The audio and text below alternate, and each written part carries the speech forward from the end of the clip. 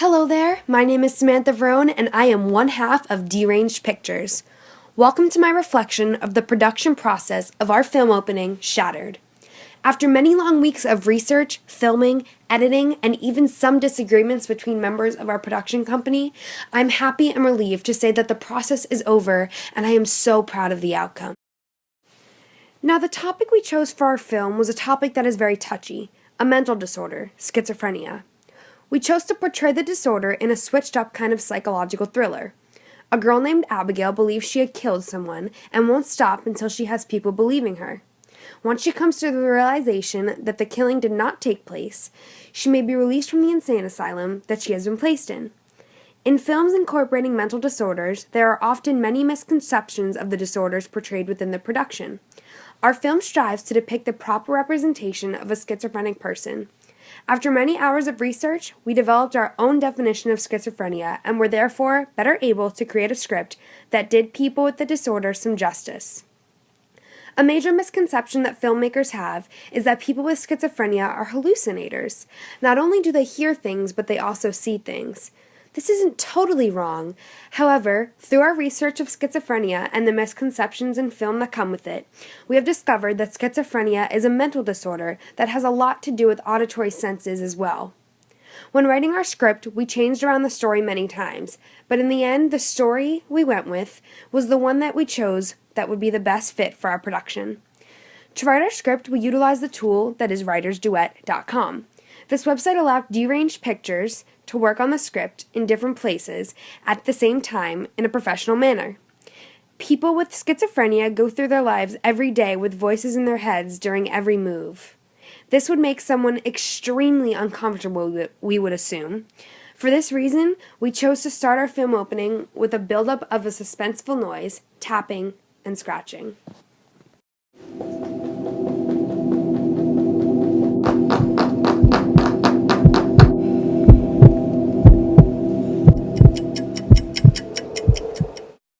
Through each of these sounds, the audience becomes more and more concerned and uncomfortable with what is to come. From there, we introduced our characters, Abigail and the man speaking behind the camera. Although the man is never seen, he is actually a very vital part of the script.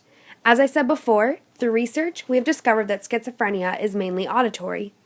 Throughout the entire film, the audience hears a mysterious voice coming from behind the camera, or what Abigail believes to be in a chair across from her. Nearing the end of the film, it is discovered by the viewers that Abigail is just hearing a voice, and there is no one actually there. To show this, we used a quick counter shot to show an empty chair that Abigail has been talking to. Within the entire scene, we incorporated various camera angles, including close-ups, extreme close-ups, and canter angle shots. We also used panning shots to better show the setting as well. Due to challenges securing a more suitable venue for filming and creating the proper setting, we decided to use a room in the downstairs floor of my home. This called for an assembly of a set that created just the right mise-en-scène for the scene. To do this, we placed black bed sheets on the walls to make the surrounding walls look black. We also brought in a folding chair and table along with a floodlight used for block parties in my neighborhood to create the proper lighting. Because there are no light settings on the floodlight, during scenes where the light needed to be dimmer, we held up another black sheet to the light, causing the light to dim. Although the room was not the ideal place for the film, we managed to create a scene that depicted the exact feel in the way that we thought was necessary.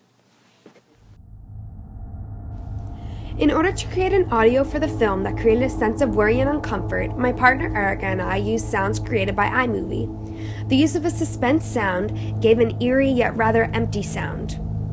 A variety of stings provided by iMovie were also used in order to create a discomforting environment as well.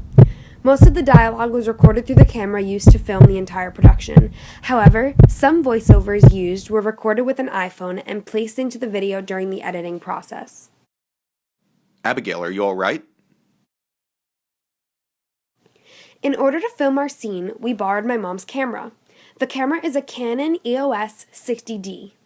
Although the camera is utilized much better for picture taking, the videotaping feature worked well for us during our production process. After the filming of our opening was done, we wasted no time and moved right into the editing portion of our production. To edit our project, we placed all of our film into the dock of iMovie and began to pick the clips we want to use and place them together. Being a singer, I have used iMovie in the past to create music videos to share online with my followers. Coming into the editing process, I felt confident in my ability to edit in a way that caused the production to flow properly. As far as the filming aspect goes, I was not as confident, however, I was ready for the task. After learning the different camera shots and angles and filming techniques, I was ready to put my fairly new knowledge into use. As the clips came together, we decided to use different filters available to us using iMovie in order to create a more realistic look and contrast between the different settings of shots we used. Inside the asylum, we used an effect called Heatwave. This effect added a more saturated look to the shot and caused a more dramatic effect.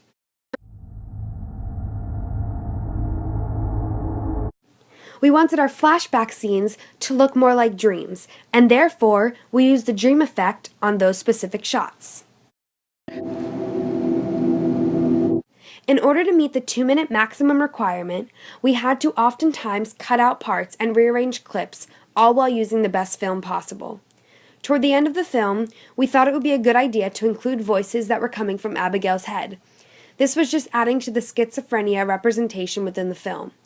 At the very end of the film opening, when the title of the production appears, we had to get just the right font to keep the feel of the scene going. For this, we used fontspace.com, where we downloaded a font called Shattered Text. It fit our production perfectly and created a great ending of the opening. After many thoughts, we decided that our independent film should be distributed using streaming sites such as Netflix. Because the film was created on a minimal budget, it probably would not be fit for the big screen. However, for people who enjoy watching movies on a rainy day at home, this psychological thriller would be perfect.